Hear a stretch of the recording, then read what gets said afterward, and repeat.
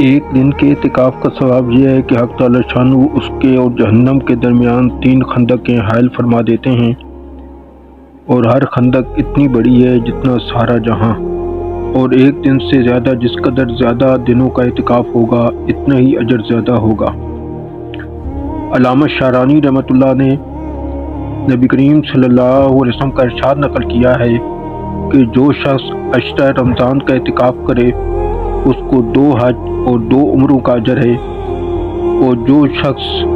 مسجد جماعت میں مغرب سے عشاء تک کا اعتکاف کرے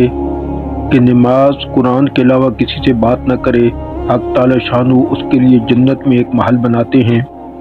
دوسرا مضمون جو اس سے بھی زیادہ اہم ہے وہ مسلمانوں کی حاجت روائی ہے کہ 10 برس کے اعتکاف سے افضل ارشاد فرمایا ہے۔ اسی وجہ سے ابن عباس نے اپنے اعتکاف کی پرواہ نہیں فرمائی، اس کی تلافی پھر بھی ہو سکتی ہے اور اس کی قضا ممکن ہے۔ اسی وجہ سے صوفیاء کا مقولہ ہے کہ اللہ جل شانہ کے جہاں ٹوٹے ہوئے دل کی جتنی قدر ہے اتنی کسی چیز کی نہیں۔